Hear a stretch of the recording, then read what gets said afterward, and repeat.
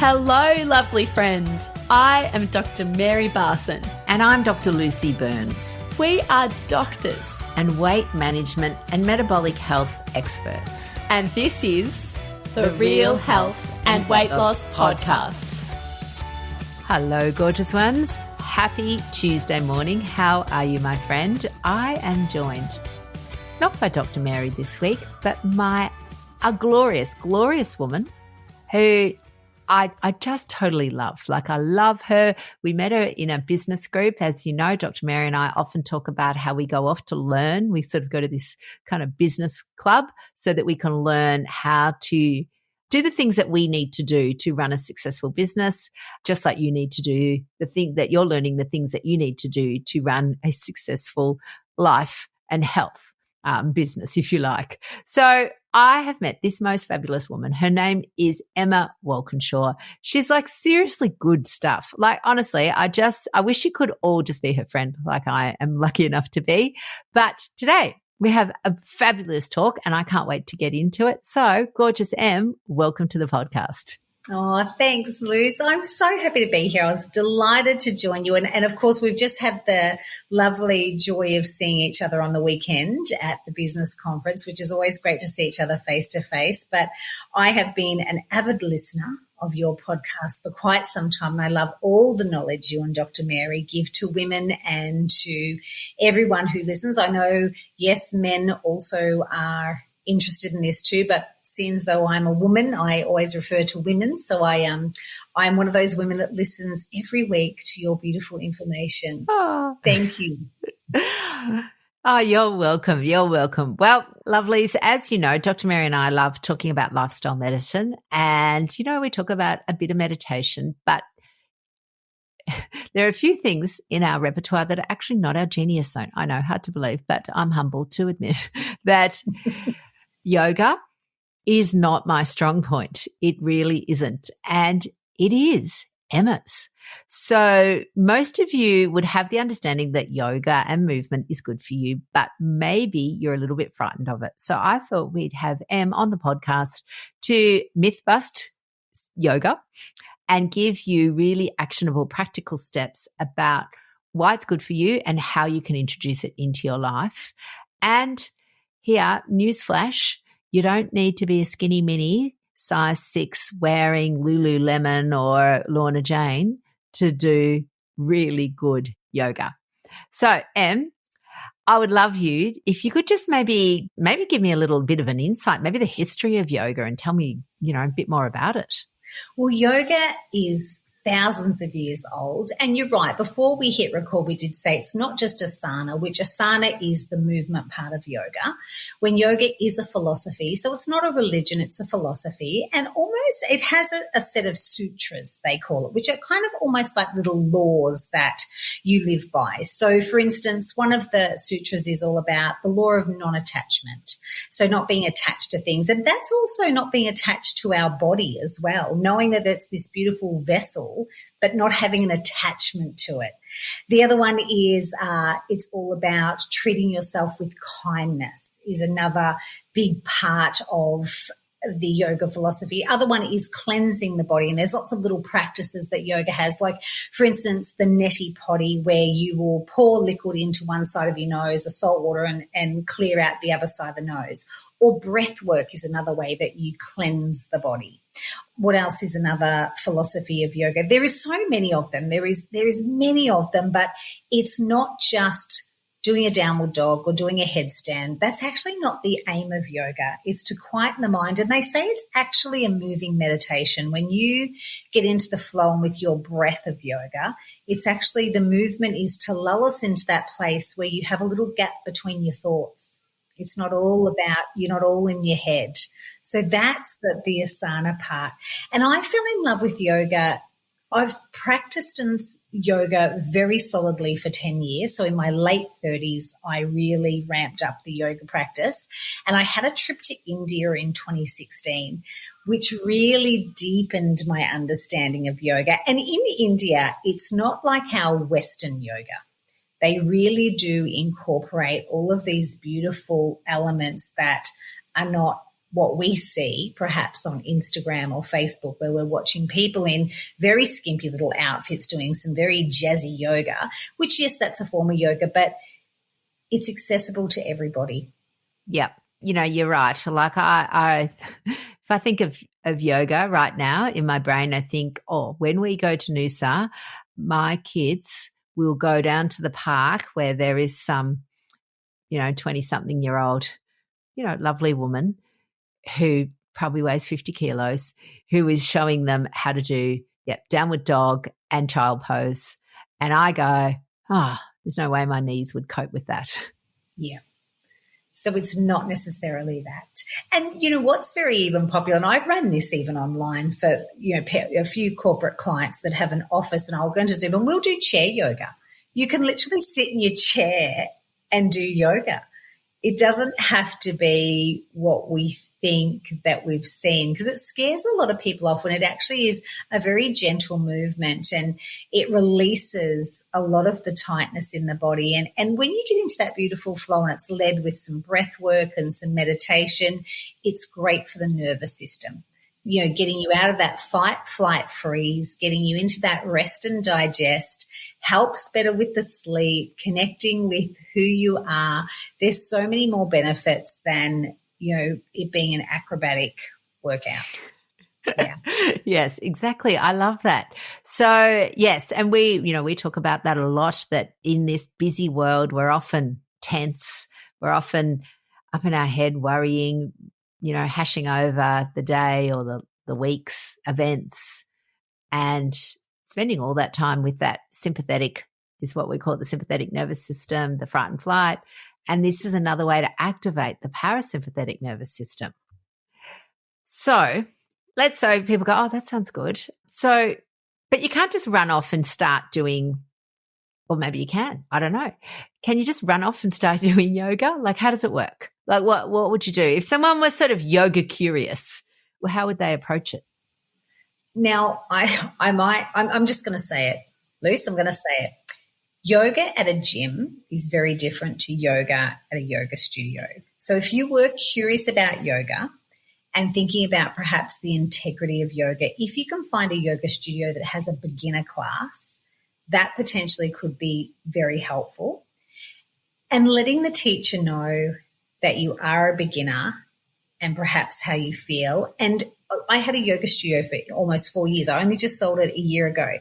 And I would always do a little because it was a boutique studio and I had reformer Pilates and all of that. So I would often so if you can find somewhere where you can actually have a chat with the teacher or the owner of the studio and let them know how you feel, because often, and it used to intrigue me all of the time, where someone would come and say to me, I'm not good at yoga and I am a beginner, when they potentially were probably better at yoga than me and have been practicing longer. But the idea of a true yogi knows they're always a beginner. I say I'm still a beginner. So that's the ethos. So knowing that, you are a beginner, if you can find a little studio, explain to them perhaps your fear to the teacher and just take it really gentle. Don't feel pressured that, let's say, because in a class sometimes there can be someone who's a more advanced practitioner. There is no competition in yoga. You go to your own pace. But a gentle class would be very helpful, without a doubt. Or even there's a yoga class called yin yoga. It can be a little bit annoying, though, I will be honest, because you hold each pose for 5 minutes. And the idea of a yin practice is, yes, it really gets into that rest and digest, but you've got to sit with your thoughts. And you can be in a simple cross-legged position, or, as a yoga teacher would always say, get into the most comfortable position. And then it's actually sitting with your thoughts while you're in that pose till they tell you to change. So it can be a very slow class, which can be actually really frustrating, because you want to be moving, where that's the whole practice of yoga, is actually sitting with your breath and your thoughts. So yin yoga is a great place to start, being mindful that you are going to have to slow right down and be with your thoughts. Or a beginner's class can be really helpful too. And when it comes to what you wear, you don't have to be in your, like you mentioned, you don't have to be in your Lululemon or your Lorna Jane or whatever the latest, greatest is. Just be comfortable. Yeah. Just be comfortable. So, yeah, T-shirt and trackies could do. Yeah. Yeah. So interesting. I guess it was a little warning that, if you're going to do yin yoga, you're also going to have to sit with your thoughts. But it's interesting, isn't it, that in this current day, our current society, that's actually not something we're used to doing very often. We're not.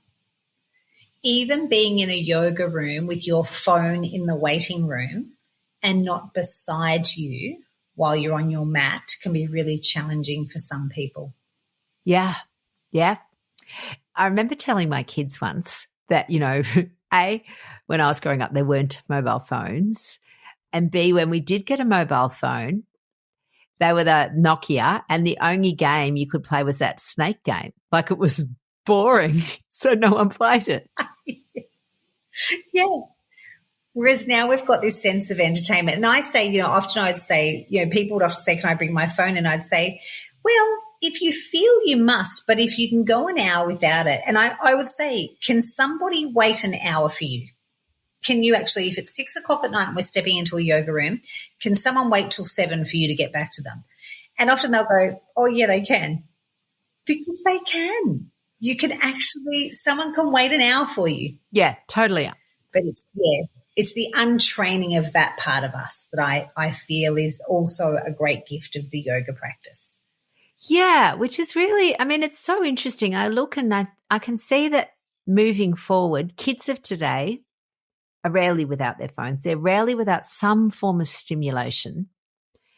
Whereas we, growing up, we spent a lot of time being bored, and it's not foreign. So you just develop like a tolerance for it. Yeah. And appreciation. It's okay just to kick the can down the road.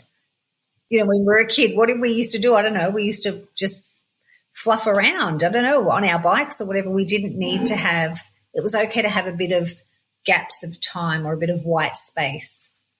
Yeah. And nowadays, and this was one of the things that came from our business conference, was that people go, you get all your best ideas when you're in the shower because there's space and time. And so potentially I'm imagining, I don't know if this happens to you, Em, do you get all your best ideas when you're doing yoga? Yes, I have actually had some great solutions in yoga or in Shavasana at the end. So we always finish the yoga practice with Shavasana, which is essentially the corpse pose, they call it. Not a great, but the corpse pose is where you're laying or you're sitting and you are still, and often a little bit of breath work. The lights are out, and I would just not talk. If I'm leading, I would just not talk and let people be in stillness. And often that's, and even, I don't know if your listeners believe in this, Luce, or they're a little bit open to, but often people, intuition or even a loved one that's even, gone over to spirit, they'll have a little message. Yeah, right. Yes. So the brain is open. Yeah, the brain, the body, the mind is open. And that is really helpful because also when you've got the wriggles out, so when someone comes in, they've finished work, they get into the yoga studio and they get the wriggles out. And even if it was a yin practice, even if we've been in where we're holding the pose for 5 minutes, we've had a chance to go through that phase where, the mind starts, which is the teacher puts you in the posture and you go, oh, I hate this posture. All the talk that you have in your mind. Oh, yeah. Then you go, oh, no, I can feel that releasing in my left side now. This talk that you have, and then you kind of weave in and out. So by the time you've got to the end of the yoga class and get into Shavasana, you're actually ready to be still. Because if you were to put somebody straight into Shavasana at the start of the yoga class, they get the itchies and the scratchies because they haven't had a chance to decompress the thoughts or the mind. So by the end of the yoga practice, people are more than happy to fall into their Shavasana because they've knocked the top off of that frantic energy. And that is what I love about yoga. And I teach yoga hatha, which just means sun and moon. So I say they come in at the start of the class and they've had their day. Or, it's at the start of the day, they might be getting ready for the day. The to-do list might be running or all of that. Then we get into a little bit of a gentle movement, a flow. So it could be, it's yoga, some yoga classes or hatha is almost like a little gentle flow of a dance. It's very gentle, but you get this little lull where you're moving the energy and then we climb the mountain. So you might get to kind of a peak pose that the pose mightn't be, the peak pose could be tree pose where you're just balancing. And as we know, on some days I would say On some days I couldn't balance for love or money. Other days I could balance. And it's often what's going on in the mind. Or have I had a coffee? Am I too tired? Am I too hungry? Am I too thirsty? What's happening with balance? Because other days I could balance, but it would be perhaps the peak pose would be a balancing posture. And then you come down the other side of the mountain in the hatha yoga class and you do some other postures and you end up on the ground where shavasana happens. But I describe yoga or a hatha class as having the entree, the main, and then the dessert. And shavasana is the dessert where you actually get to be in the sweet spot, the sweetness of life. But you leave feeling quite full. There's a real fullness because you've done your breath work, you've done a bit of meditation, you moved a bit of energy. And this can be in a very gentle class, Luce. I'm not talking where, we may not have even overly broken a sweat, but we've moved the energy. Yes, yes. And there's a spaciousness in the body from the postures. Fascinating. It's so interesting because, as you said, I don't do yoga, but I swim. And swimming for me is a similar state. So I'll start off and particularly if I've got stuff on my mind, swimming up and down. And after a while, I've either come up with a solution, so I don't need to think about it anymore, or it just drifts off. And so I guess it's similar. But I wonder if, so many people will say, oh, I've tried meditating. I can't meditate. My brain's too busy. And so maybe doing yoga first will help that settle and then they can do the shavasana, which is that stillness bit. Yeah. Or like you've just explained there, Luce, go for your swim and then try your meditation, your shavasana, or go for your walk and then try your meditation. Because when we've got that energy in the body or the mind is racing, we need to just let the pressure valve off a bit and then we can center. Yeah. I love that. I love that idea of centering. Yeah. And that's why asana was originally, so yoga, the philosophy of yoga, asana, the movement part was actually designed so people could meditate. So that was purely what it was designed. But originally yoga was just meditation. It wasn't even the body movement. But then they said, well, I can understand now people need to kind of move some of that energy so they can center and ground. Yeah. Interesting. So the whole point of the poses is so you can actually meditate. Yeah. Amazing. I love that. Makes sense and it works. Yeah. And that's the whole thing that, it works. So if someone was starting a yoga practice, like how often, I know people love guidelines and rules, how often should they do it? As often as you like, but I think it's not thinking that you have to do it for 1 hour, 5 days a week. It can purely be, and as you know, Luce, I run a little program, a free group called 21 Minutes of Morning Magic, which is 7 minutes of yoga, 7 minutes of meditation, 7 minutes of journaling. And that's 3 mornings a week, Monday, Tuesday, Wednesday morning. And that's merely 7 minutes of yoga each day. And that could be enough. Yeah, absolutely. And it could be incorporated after you walk or after you swim, a little bit of gentle yoga, which is your breath work, a bit of movement, and then your shavasana, your meditation. Yeah, right. But it doesn't have to be for hours. Yeah, I think that's what people get frightened of, that it's going to be hard, that it's going to be for hours, that they're going to be bored, that again, that they don't have the right clothes, and that there's all these different sorts, yin yoga, hot yoga, yoga nidra, aerial yoga, yoga. I have to stand on my head. Hard yoga, soft yoga. I don't know. So many yogas. It's a bit overwhelming. Yeah. So I love that. So if anyone was wanting a little taster of yoga, then they could just come and join your free group. Absolutely. I'll give you the link, Luce, to put in the show notes or wherever you put that, but people are welcome. Absolutely come and have a little. And the yoga that I do, the 7 minutes, is very gentle. And let's say, yes, I do sit on the floor, but let's say that you can't sit on the floor, sit in a chair. It's okay to sit in a chair. It's almost giving yourself permission to adapt. And of course, because it's in a Facebook group, I can't see you. So it doesn't matter. I've had people message me and say, when we were doing our 7 minutes this morning, I was just in shavasana. And that's all they had the energy for. And then I did the meditation and the the journaling. And with the meditation, I always give a mantra, which is, or a affirmation, which is just a simple, this morning was, I am courageous, was our simple, because I find in that 7 minutes, yes, it goes quickly, but often the mind wanders. So I give just a very simple I am statement just to bring you back to the moment and remind you, hang on a moment, I'm anchoring my statement back in. And it's really just to have, before the day starts, a little break in that traffic where you don't start your day checking your emails, looking at the news, looking at text messages or social media, that you actually just start with the first 21 minutes just for you. And the 21 minutes, they say it takes 21 days to change a habit. I thought, what about in 21 minutes? What can we do with 21 minutes? And I often say if someone cannot find 21 minutes in a day for themselves, that's a concern.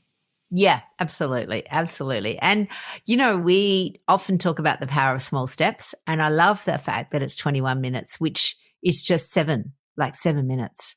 So 7 minutes of journaling, 7 minutes of meditation, 7 minutes of yoga, that's doable. And you don't even have to do it every day. No, not even every day. And even if on the other days you just got the 7 minutes in and then you can tick the box and say, I did good today. Yeah, absolutely. So if our listeners are currently driving in the car and they forget to go to the show notes, if they were just searching on Facebook, they would just look for 21 minutes of morning magic. Is that of morning magic? Right. Yes, they would. And you'll see, and of course Emma Wakinshaw's there, so they will see that. But the official page name is 21 minutes of morning magic and inspiration. Okie dokie. Excellent. So 21 minutes of morning magic. So 21 minutes of morning magic and inspiration, and they can come and request to join the group and come and join me and I'll see you live. Yeah. Yeah, absolutely. And I think that would be so good. And I think, what I love is, again, I know people get worried that their yoga teacher is going to be unrelatable. And I think that's probably just come about from social media because they think everybody is, it's not 21 minutes of morning magic. It's every 21-year-old yoga teacher. Whereas, I think you're a woman in your late 40s. You're not a stick, as I like to say. As I always say to people, Dr. Mary and I, we're not sticks. We are, of course, hotties, healthy on the inside, as are you. And so as a beautiful woman in her midlife who's a hottie, but not wearing Lululemon, I think it would be really helpful for people to have a crack and have a taste and have a try of yoga in a really non-threatening, easy-peasy way. Yeah. And, when I became a yoga teacher, so I studied in like I said, practiced solidly for 10 years. And then in 2018, I decided to study to be a yoga teacher. And I can remember thinking to myself, I was a size 14 at the time, and now I'm probably a size 16. So at the time I was size 14. I remember thinking to myself, I'll become a yoga teacher when I'm 10 kilos lighter. And then I had the thought, but what if I never get 10 kilos lighter? I'm never going to be a yoga teacher. So I did it anyway. Yeah. Yeah. And it is, and again, we've talked a bit about dieting in the past and diet culture, but that's what diet culture does for women. It says you can't do this until you're thin enough. Yes. And you can't do it because other people will judge you. And you can't do it because, of all the reasons, everyone will think you're too fat to be a yoga teacher, or you're too fat to teach health, or you're too fat to, I don't know, ride a horse. And at the end of the day, give those judges, you just give them the bird. Yeah, absolutely. And yes, you do. And the other thing that I have loved over the years of teaching yoga is I have been surprised and delighted so many times at what a woman's body can do. And, I have probably been from time to time a little bit judgmental, gone to go into a pose and thought, oh, well, maybe that's not accessible to them, and they have nailed it. For instance, and everyone listening will know this, what about women who can still do the splits? If you can do the splits, you can do the splits. And it's a little bit like that in yoga. There's this memory that comes back. And let's say, I even know for myself, being a size 14, now a size 16, there's things in my body that just have muscle memory from being a teenager and a kid. And I can still do those postures. And this is what happens for women. And I love it because I love when they get so surprised and delighted and go, I've still got it. Because they have. Because what did you say? They're hotties. Yeah, they're hotties. They're healthy on the inside. And, I think that it's about having a crack, isn't it? Yeah. And enjoying your beautiful body as it is. Yep. And it's interesting, Em, because I know you and I have spoken in the past about body love and that you had a summit, the Body Love Revolution Summit. But what do you say to women who feel that self-love or body love is out of their reach? Like it's, they might say to themselves things like, well, it's all right for you, you don't have my legs, or it's all right for you, you don't look like me, or it's all right for you, it's just not a phrase I like. What are your thoughts on that? I know that well, Luce, because I would say that I still sit, even though I teach this and I talk about this and I love this work, I know that there can still be those inner critic thoughts that creep in as much as you're trying to override it. And sometimes you just can't. But what you can get to is self-respect. So self-respect isn't necessarily self-love. Respect is I'm going to take really good care of it, feed it well and move it. I might not love it, but I'm going to respect it. And that for me is at least a little step closer. And I also acknowledge too, it's still okay to have a desire to want to be in a smaller body. That is not a bad thing. It doesn't mean that you go, well, now I'm doing this body love thing, so I'm just going to accept myself and let myself go and because that's not respect. When we go, well, I'm just going to eat everything and I'm going eat things that we know are not helpful, that don't make us feel good, but, what the heck, just let it all go. It's not about that. It's saying I am not quite loving myself, but your favorite saying, can't hate yourself thin, Luce, one of my favorite sayings, but can I respect myself to wellness? I believe I can. Yeah. Do I still desire to be in a smaller body? Yeah, on most days. However, I'm not there now, but I am not going to miss out on this big, beautiful life and let it, because in the past, my own body stuff, this is firsthand experience. I know this journey well. I've let it almost affect my relationships and little things. And I'm sure a lot of women will identify with this. You get invited to a party or a gathering and some people there that you really like and would want to go, but the sheer fact of thinking I've got nothing to wear or nothing fits me, so you say no. So you almost stop life. So if you can at least get to the respect bit and your energy is good and you're taking really good care of yourself, you're a little bit more self-compassionate. Yeah, totally. And I think I loved that bit that you referred to earlier where you just, women's bodies are phenomenal. Lots of us have done incredible things. Not everybody, but lots of us have birthed children. Like that in itself is pretty amazing. Lots of us have done hard stuff. And, this aesthetic that we've been conditioned to believe we need is just rubbish, totally rubbish. Is. And I think as now a woman in menopause, I've had moments where I've regretted not enjoying my 20s and my 30s. So I've made a really strong decision to say I will not do that in my 40s. And now I'm in my late 40s. I'm at the back end of the decade, or I'm 48 of my 40s, and I think I'm not going to do it again. And it is really quite foolish to want to be back at 20 or 30. I've had my time in the sun there and it was wonderful. And I loved my 30s and that was wonderful. And now I choose to make the most of 48 because 48 is wonderful. Yeah, absolutely. And this body isn't anywhere else. It is a size 16 right now, but it's always in flux and flow. And as long as I'm respecting it, we're on the way. Do you know what? I mean, you mentioned earlier that you were at one stage of 14 and you probably hated your body then too. So it's like we've got this idea that I'll only love it once it gets to a certain size. And so before then it's not worthy of it. And that doesn't work. I mean, we know that because I often think people often come to me and they go, if only I was as fat as I was when I was 20. And in 20, they hated themselves because they were so, and I'm using, air quotes, fat. And now they go, I can't believe that. I can't believe I spent all that time hating on myself. And now I go, so stop hating on yourself now, because it hasn't worked. It hasn't worked. Whatever you thought it was going to do, it hasn't worked. So, and it's such an illusion too. It really is. Because you could look at someone and really, often if someone even shares their size, that's an illusion itself. I mean, and you know what, Luce, the dress I'm wearing right now, if I was to show you the tag, it's actually a small. I am not a small. This dress is small. So it's just and I've got a dress in my wardrobe that's 2XLs. I've got a dress in my wardrobe that's a medium. So all of that and that's what it is a little bit around the story that we tell ourselves and this size we think we need to be, appreciating and loving. And I feel like doing right by yourself so your energy is good.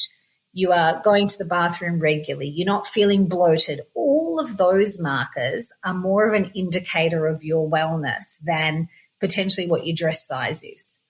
Absolutely. Absolutely. And I think, looking after your own body the way you would look after your child's body or the way you would look after your dog's body. You feed it, you nourish it, you care for it, you pat it, you tell it it's been good, you reward, again, reward, it's always tricky because people are conditioned to use food for reward, but you just love it.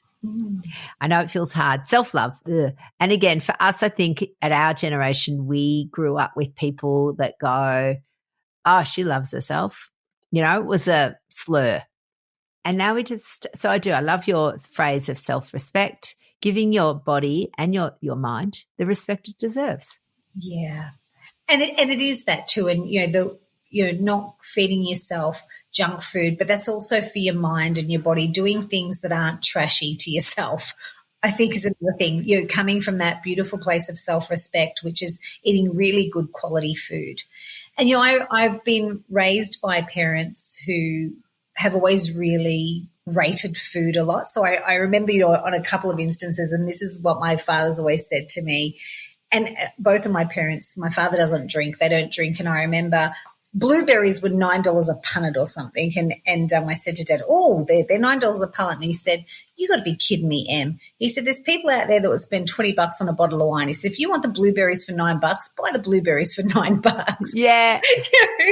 And thinking that, that's what we'll often do is, when I've always been shown that self-respect is feeding yourself really good quality of food.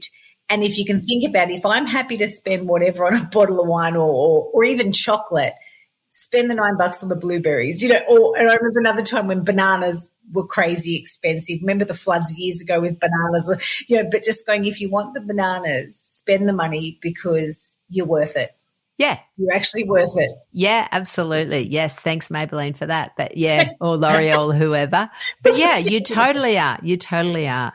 Yeah. All right, gorgeous one. So 21 minutes of morning magic and inspiration is the name of Emma's Facebook group. It's free to join. If you would love, I would love you to head on over and, just have a crack at some journaling. As you know, we're big fans of journaling, some yoga and a little bit of meditation, and just see how you feel. Be brilliant. Good. Everyone's welcome. Come and join. Excellent. All right, Em, thanks so much for your wisdom and your generosity. And yes, I look forward to catching up with you soon. Thank you, Luz. Most appreciated.